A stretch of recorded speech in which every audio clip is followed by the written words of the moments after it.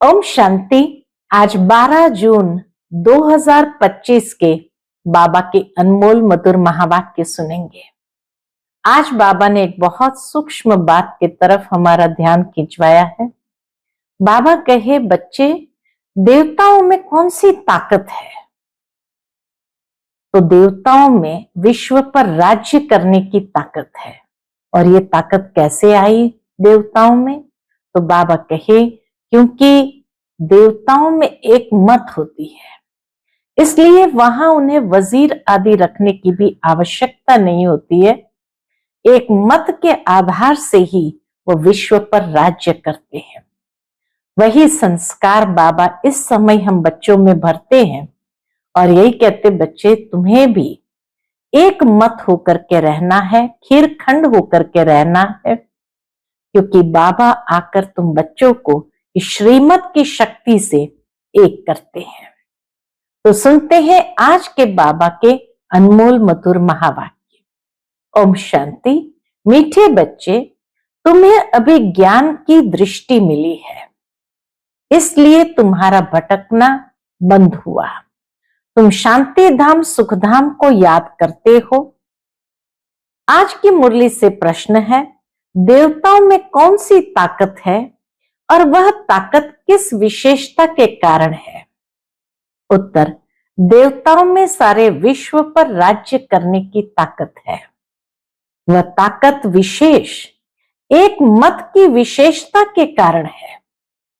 वहां एक मत होने के कारण वजीर आदि रखने की दरकार नहीं। देवताओं ने संगम पर बाप से ऐसी श्रीमत ली हुई है जो 21 जन्म राज्य करते हैं। वहां एक राजा की एक दैवी फैमिली होती, दूसरी मत होती ही नहीं। आज की मुरली से पहले गीत बजा है, नैनहीन को राह दिखाओ प्रभु जी। ओम शांति। बच्चों को नैन मिले हैं, पहले नैन नहीं थे। कौन से नैन? ज्ञान के नैन नहीं थे। अभी बाबा ने आकर हम बच्चों का ज्ञान के दिव्य चक्षु खोले हैं, तीसरा नेत्र खोला है, तो हर बात यथार्थ समझ में आती है। अज्ञान के नैन तो थे। बच्चे जानते हैं ज्ञान सागर एक ही बाप है और कोई में ये रूहानी ज्ञान है नहीं। जिस ज्ञान से सदगति हो अर्थात शांति धाम सुख धाम में जाना हो। अभी तुम बच्चों को दृष्टि मिली है, कैसे सुखधाम बदलकर फिर माया का राज्य व दुखधाम बनता है। पुकारने लगते हैं कि नैनहीन को राह बताओ। भक्ति मार्ग के यज्ञ दान पुण्य आदि से कोई राह नहीं मिलती है शांति धाम सुख धाम जाने की। हर एक को अपना पार्ट बजाना ही है। बाप कहते, मुझे भी पार्ट मिला हुआ है। भक्ति मार्ग में पुकारते हैं, मुक्ति जीवन मुक्ति की राह बताओ। उसके लिए कितने यज्ञ तप दान पुण्य आदि करते हैं, कितना भटकते हैं। शांति धाम सुख धाम में भटकना होता ही नहीं, यह भी तुम जानते हो। वह तो सिर्फ शास्त्रों की पढ़ाई और जिस्मानी पढ़ाई को ही जानते हैं। इस रूहानी बाप को तो बिल्कुल जानते ही नहीं। रूहानी बाप ज्ञान तब आकर देते हैं जबकि सर्व की सदगति होती है। पुरानी दुनिया बदलनी होती है, मनुष्य से देवता बनते हैं, फिर सारी सृष्टि पर एक ही राज्य होता है देवी देवताओं का, जिसको ही स्वर्ग कहते हैं। यह भी भारतवासी जानते हैं। आदि सनातन देवी देवता धर्म भारत में ही था। उस समय कोई और धर्म नहीं था। तुम बच्चों के लिए अभी है संगम युग, बाकी सब है कलयुग में। तुम पुरुषोत्तम संगम युग पर बैठे हो। जो जो बाप को याद करते हैं, बाप की श्रीमत पर चलते हैं, वह संगम युग पर है, बाकी कलयुग में है। अभी कोई सॉवरेनिटी किंगडम तो है नहीं, अनेक मतों से राज्य चलता है। सतयुग में तो एक महाराजा की मत चलती है, वजीर नहीं होते, इतनी ताकत रहती है। फिर जब पतित बनते हैं तो वजीर आदि रखते हैं, क्योंकि वह ताकत नहीं रहती, राज्य चलाने की ताकत नहीं रहती। अभी तो है ही प्रजा का राज्य। सतयुग में एक मत होने से ताकत रहती है, सारे देवी देवताओं की एक मत होने से ताकत रहती है। अभी तुम वह ताकत ले रहे हो, 21 जन्म इंडिपेंडेंट राजाई करते हो, अपनी ही दैवी फैमिली है। अभी यह है तुम्हारा ईश्वरीय परिवार। बाप कहते हैं अपने को आत्म समझ बाप की याद में रहते हो तो तुम ईश्वरीय परिवार के हो। अगर देह अभिमान में आकर भूल जाते हो तो आसुरी परिवार के हो। एक सेकंड में ईश्वरीय संप्रदाय के और फिर एक सेकंड में आसुरी संप्रदाय के बन जाते हो। अपने को आत्मा समझ बाप को याद करना कितना सहज है, परंतु बच्चों को मुश्किल लगता है। बाप कहते अपने को आत्मा समझ और बाप को याद करेंगे तो विकर्म विनाश होंगे। देह द्वारा कर्म तो करना ही है, देह बिगर तो तुम कर्म कर नहीं सकेंगे। कोशिश करनी है, इस बात की कोशिश करनी है काम काज करते भी हम बाप को याद करें, परंतु यहां तो बिगर काम भी याद नहीं कर सकते हैं, भूल जाते हैं। यही मेहनत है। भक्ति में ऐसे कोई थोड़ी कहा जाता कि सारा दिन भक्ति करो, उसमें टाइम होता है सवेरे, शाम को व रात को। हाँ, भक्ति मार्ग में भी टाइम फिक्स किया होता है, सवेरे शाम व रात को। फिर मंत्र आदि जो मिलते हैं वो बुद्धि में रखते हैं। अनेक शास्त्र है भक्ति मार्ग में, मनुष्य को समय फिक्स है भक्ति करने का। फिर जो मंत्र मिला होता है वो बुद्धि में रहता है। अनेक शास्त्र है, वह भक्ति मार्ग में पढ़ते हैं। तुमको तो कोई पुस्तक आदि नहीं पढ़ना है, न बनाना है। ये मुरली छपाते भी है, किस लिए? बाबा कहे ये मुरली छपाते भी है रिफ्रेश होने के लिए, बाकी कोई भी किताब आदि नहीं रहेगी, ये सब खत्म हो जानी है। ज्ञान तो है ही एक बाप में।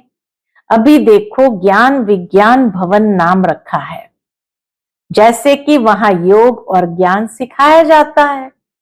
बिगर अर्थ ऐसे ऐसे नाम रख देते हैं, कुछ भी पता नहीं है कि ज्ञान क्या है, विज्ञान क्या है। अभी तुम ज्ञान और विज्ञान को जानते हो। योग से होती है हेल्थ, योग से होती है हेल्थ, जिसको विज्ञान कहा जाता है, और यह है ज्ञान, जिसमें वर्ल्ड की हिस्ट्री ज्योग्राफी समझाई जाती है। वर्ल्ड की हिस्ट्री ज्योग्राफी कैसे रिपीट होती है वह जानना है, परंतु वो पढ़ाई है हद की। वहां तो तुमको बेहद की हिस्ट्री ज्योग्राफी बुद्धि में है। हम कैसे राज्य लेते हैं, कितना समय और कब राज्य करते थे, कैसे राजधानी मिली थी, यह बातें और कोई की बुद्धि में नहीं आती। बाप ही नॉलेजफुल है। यह सृष्टि का चक्र कैसे फिरता है बाप ही समझाते हैं। बने बनाए ड्रामा को न जानने कारण मनुष्य कह देते हैं फलाना निर्वाण गया या ज्योति ज्योत समाया। तुम जानते हो सभी मनुष्य मात्र इस सृष्टि चक्र में आते हैं, इससे कोई एक भी छूट नहीं सकता। बाप समझाते हैं मनुष्य की आत्मा एक शरीर छोड़ दूसरा लेती है। कितना बड़ा ड्रामा है, सब में आत्मा है, उस आत्मा में अविनाशी पार्ट भरा हुआ है। इनको कहा जाता है बनी बनाई बन रही, अब कुछ बननी नाही। अब ड्रामा कहते हैं तो जरूर उनका टाइम भी चाहिए। बाप समझाते हैं ये ड्रामा 5000 वर्ष का है। भक्ति मार्ग के शास्त्रों में लिख दिया है ड्रामा लाखों वर्ष का है। भक्ति मार्ग के शास्त्रों में लिख दिया है कि ड्रामा है ही लाखों वर्ष का। इस समय ही जबकि बाप ने आकर सहज राजयोग सिखाया था, इस समय के लिए ही गायन है कि कौरव घोर अंधियारे में थे और पांडव रोशनी में थे। वो लोग समझते हैं कलयुग में तो अर्जुन 40,000 वर्ष है, उन्हों को ये पता ही नहीं पड़ता कि भगवान आया है। इस पुरानी दुनिया का मौत सामने खड़ा है। सब अज्ञान नींद में सोए पड़े हैं। जब लड़ाई देखते हैं तो कहते हैं ये तो महाभारत लड़ाई की निशानी है, यह रिहर्सल होती रहेगी, फिर चलते चलते बंद हो जाएगी। तुम जानते हो अभी हमारी पूरी स्थापना हुई थोड़ी है। गीता में ये थोड़ी है कि बाप ने सहज राजयोग सिखलाए, यहां ही राजाई स्थापन की। गीता में तो प्रलय दिखाती है, दिखाते हैं और सब मर गए, बाकी 5 पांडव बचे। वह भी, वो 5 पांडवों का भी क्या हुआ? बाबा के वह भी पहाड़ों में जाकर गल मरे। यही दिखा दिया कि 5 पांडव बचे, बाकी सब मर गए और उनका भी क्या हुआ? वह भी पहाड़ों पर जाकर गल मरे। राजयोग से क्या हुआ? कुछ भी पता नहीं है। बाप हर एक बात समझाते रहते हैं, वह है हद की बात। हद की रचना हद के ब्रह्मा रचते हैं, पालना भी करते हैं, बाकी प्रलय नहीं करते। स्त्री को एडॉप्ट करते हैं, बाप भी आकर एडॉप्ट करते हैं, कहते हैं मैं इनमें प्रवेश कर बच्चों को नॉलेज सुनाता हूं, इन द्वारा बच्चों को रचता हूं। बाप भी है, फैमिली भी है। यह बातें बड़ी गुह्य है, बहुत गंभीर बातें हैं, मुश्किल कोई की बुद्धि में बैठती है। अब बाप कहते हैं पहले पहले तो अपने को आत्मा समझो। आत्मा ही एक शरीर छोड़ दूसरा लेती है। शरीर पर ही भिन्न भिन्न नाम पड़ते हैं, नाम रूप फीचर सब भिन्न भिन्न है। एक के फीचर्स दूसरे से न मिले। हर एक आत्मा के जन्म जन्मांतर के अपने फीचर्स है। अपनी एक्ट ड्रामा में नूंदी हुई है, इसलिए इनको बना बनाया ड्रामा कहा जाता है। अभी बेहद का बाप कहते हैं मुझे याद करो तो विकर्म विनाश हो। तो हम क्यों न बाप को याद करें? यही मेहनत की बात है। तुम बच्चे जब याद की यात्रा में बैठते हो तो माया के तूफान आते हैं, युद्ध चलता है, उससे घबराना नहीं है। माया घड़ी घड़ी याद को तोड़ेगी। संकल्प विकल्प ऐसे ऐसे आएंगे जो एकदम माथा खराब कर देंगे। तुम मेहनत करो। बाप ने समझाया है इन लक्ष्मी नारायण की कर्मेंद्रियां वश कैसे हुई। यह संपूर्ण निर्विकारी थे। यह शिक्षा इन्हों को कहां से मिली? अभी तुम बच्चों को यह बनने की शिक्षा मिल रही है। फिर से लक्ष्मी नारायण बनने की शिक्षा मिल रही है। इनमें कोई विकार नहीं होता। वहां रावण राज्य ही नहीं, पीछे रावण राज्य होता है। रावण क्या चीज है ये कोई भी नहीं जानते। ड्रामा अनुसार यह भी नूंद है। ड्रामा के आदि मध्य अंत को नहीं जानते हैं, इसलिए ही नेति नेति करते आए हैं। बाबा कहे ड्रामा के आदि मध्य अंत को कोई नहीं जानते, इसलिए नेति नेति करते आए हैं। अभी तुम स्वर्गवासी बनने के लिए पुरुषार्थ कर रहे हो। ये लक्ष्मी नारायण स्वर्ग के मालिक है ना, इन्हों के आगे माथा टेकने वाले तमो प्रधान कनिष्ठ पुरुष है। बाप कहते पहले पहले तो एक बात पक्की कर लो। कौन सी एक बात पक्की करनी है? अपने को आत्मा समझ बाप को याद करो। इसमें ही मेहनत है। जैसे 8 घंटे सरकारी नौकरी होती है ना, अभी तुम बेहद की सरकार के मददगार हो। बाबा ने आज नया स्वमान हमें दे दिया कि तुम बेहद की सरकार के मददगार हो। तो क्या करना पड़ेगा? जैसे उस गवर्नमेंट में 8 घंटे की नौकरी होती है, तो बाबा कहे तुम बेहद के सरकार के मददगार हो, तुमको कम से कम 8 घंटा पुरुषार्थ कर याद में रहना है। यह अवस्था तुम्हारी ऐसी पक्की हो जाएगी जो कोई की भी याद नहीं आएगी। 8 घंटे का अगर पुरुषार्थ होगा तो फिर ऐसी पक्की अवस्था हो जाएगी जो कोई की भी याद नहीं आएगी। बाप की याद में ही शरीर छोड़ेंगे, फिर वही विजयी माला के दाने बनेंगे। एक राजा की प्रजा कितनी ढेर होती है, यहां भी प्रजा बननी है। तुम विजयी माला के दाने पूजन लायक बनेंगे। 16,108 की माला भी होती है, एक बड़े बॉक्स में पड़ी रहती है। 16,108 की माला साकार बाबा की देखी हुई कि बड़े बॉक्स में पड़ी रहती है। 8 की माला है, 108 की भी है, अंत में फिर 16,108 की भी बनती है। तुम बच्चों ने ही बाप से राजयोग सीख सारे विश्व को स्वर्ग बनाया है, इसलिए तुमको पूजा जाता है। तुम ही पूज्य थे, फिर पुजारी बने हो। ये दादा कहते हैं, हमने खुद माला फेरी है। 16,108 वाली माला बाबा ने खुद फेरी है। लक्ष्मी नारायण के मंदिर में यूं तो रुद्र माला होनी चाहिए। तुम पहले रुद्र माला फिर रुंड माला बनते हो। पहले नंबर में है रुद्र माला, जिसमें शिव भी है। रुंड माला में शिव कहां से आए?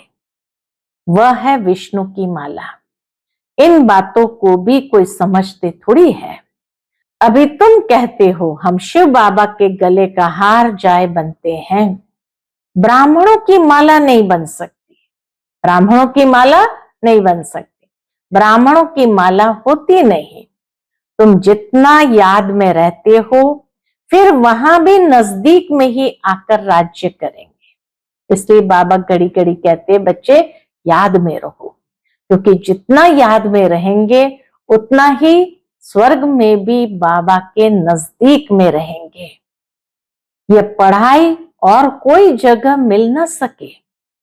तुम जानते हो, अभी हम इस पुराने शरीर को छोड़ स्वर्गवासी बनेंगे। सारा भारत स्वर्गवासी बनेगा। इन पर्टिकुलर भारत ही स्वर्ग था। 5,000 वर्ष की बात है, लाखों वर्ष की बात हो नहीं सकती। देवताओं को ही 5,000 वर्ष हुए। स्वर्ग को मनुष्य भूल गए हैं तो ऐसे ही कह देते हैं, बाकी है कुछ नहीं। इतना पुराना संवंत आदि है थोड़ी, लाखों वर्ष का संवंत आदि है थोड़ी, है ही सूर्यवंशी चंद्रवंशी। फिर और धर्म वाले आते हैं। पुरानी चीजें काम क्या आएगी? कितना खरीद करते हैं लोग, एंटिक चीजें खरीद करते हैं। बाबा कहे पुरानी चीज काम क्या आएगी? कितना खरीद करते हैं, पुरानी चीज की बहुत वैल्यू करते हैं। सबसे वैल्यूएबल है शिव बाबा, सबसे वैल्यूएबल है शिव बाबा, जो सारे कल्प में एक ही बार तो हमें मिलते हैं। कितने शिवलिंग बनाते हैं। आत्मा इतनी छोटी बिंदी है, ये किसको भी समझ में नहीं आता। अति सूक्ष्म रूप है। बाप ही समझाते हैं, इतनी छोटी बिंदी में इतना पार्ट नूंदा हुआ है। ये ड्रामा रिपीट होता रहता है। यह ज्ञान तुमको वहां नहीं रहेगा, यह प्रायलोप हो जाता है। तो फिर कोई सहज राजयोग सिखा कैसे सकते हैं? ये सब भक्ति मार्ग के लिए बैठ बनाया है। अभी बच्चे जानते हैं, बाप द्वारा ब्राह्मण देवता क्षत्रिय 3 धर्म स्थापन हो रहे हैं। बाबा आकर 3 धर्मों की स्थापना कर रहे हैं। भविष्य नई दुनिया के लिए।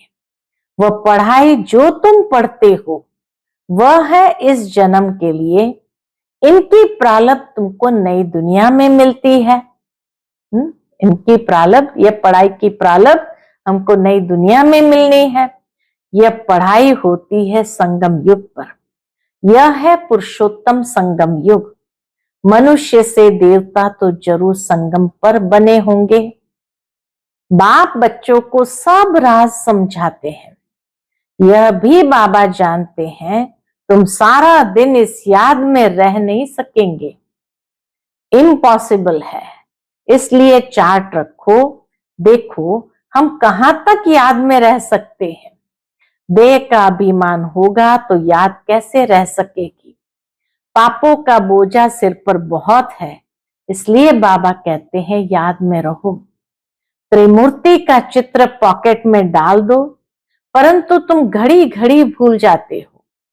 अलफ को याद करने से बे आदि सब याद आ जाता है। बैज तो सदा लगा रहे। लिटरेचर भी हो, कोई भी अच्छा आदमी हो तो उनको देना चाहिए, लिटरेचर देना चाहिए। अच्छा आदमी कभी मुफ्त में लेंगे नहीं। बोले इसका क्या पैसा है, बोलो ये गरीबों को तो मुफ्त में दिया जाता है, गरीबों को मुफ्त में दिया जाता है। बाकी जो जितना दे, रॉयल्टी होनी चाहिए, मांगना नहीं है। बाबा कहना चाहिए तो हम फ्री में बांटते हैं, बाकी आप जितना दे सको दे दो। तुम्हारी रस्म रिवाज दुनिया से बिल्कुल न्यारी होनी चाहिए। रॉयल आदमी आप ही कुछ न कुछ दे देंगे। यह तो हम सबको देते हैं कल्याण के लिए। कोई पढ़कर भी तुमको पैसे भेज देंगे। बाबा कहे कोई पढ़कर भी तुमको पैसे भेज देंगे। खर्चा तो तुम करते हो ना। बोलो हम अपना तन मन धन भारत की सेवा में खर्च करते हैं, तो इसीलिए जो समझदार होंगे वो भेज देंगे। अच्छा मीठे मीठे सिकिलते बच्चों प्रति माता पिता बाप दादा का याद प्यार और गुड मॉर्निंग। रूहानी बाप की रूहानी बच्चों को नमस्ते। हम सब रूहानी बच्चों की रूहानी माता पिता बाप दादा को याद प्यार गुड मॉर्निंग और नमस्ते नमस्ते। शुक्रिया बाबा, शुक्रिया।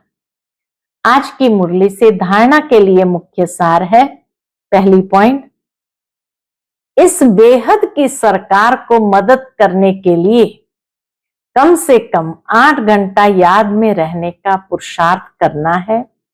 याद में जो माया विघ्न डालती है उससे घबराना नहीं है। दूसरी पॉइंट, इस पुरुषोत्तम संगम युग पर ईश्वरीय संप्रदाय का बन ईश्वर की मत पर चलना है। कर्म करते भी एक बाप की याद में रहने का अभ्यास करना है। आज का बाप दादा का मधुर वरदान हम बच्चों के प्रति है। अंतर्मुखता की गुफा में रहने वाले देह से न्यारे देही भव। अंतर्मुखता की गुफा में रहने वाले देह से न्यारे देही भव। जो पांडवों की गुफाएं दिखाते हैं वह यही अंतर्मुखता की गुफाएं हैं। जितना देह से न्यारे देही रूप में स्थित होने की गुफा में रहते हो उतना दुनिया के वातावरण से परे हो जाते हो। जितना इस गुफा में रहने का अभ्यास होगा उतना दुनिया के वातावरण से परे हो जाते हो। वातावरण के प्रभाव में नहीं आते। जैसे गुफा के अंदर रहने से बाहर के वातावरण से परे हो जाते हैं, ऐसे ये अंतर्मुखता की गुफा भी सबसे न्यारा और बाप का प्यारा बना देती है। और जो बाप का प्यारा है वह स्वतः सबसे न्यारा हो जाता है। आज का स्लोगन है, साधना बीज है और साधन उसका विस्तार है। विस्तार में साधना को छिपा नहीं देना। साधना बीज है और साधन उसका विस्तार है। विस्तार में साधना को छिपा नहीं देना। आज का अव्यक्त इशारा, आत्मिक स्थिति में रहने का अभ्यास करो, अंतर्मुखी बनो। उसके अंतर्गत अंतर्मुखी के निशाने सदा सागर के तले में खोए हुए गंभीर मूर्त, चेहरे द्वारा आत्मिक स्थिति के चिन्ह दिखाई देंगे। एक और मनन चिंतन करने वाला चेहरा और फिर रमणीक अर्थात मुस्कुराता हुआ चेहरा, दोनों ही लक्षण सूरत से प्रत्यक्ष होंगे। अंतर्मुखी सदा हर्षित मुख दिखाई देंगे क्योंकि माया का सामना करना समाप्त हो जाएगा। अंतर्मुखी जो है उसके सामने माया आती नहीं, तो हर्षित मुख दिखाई देंगे। अच्छा, ओम शांति।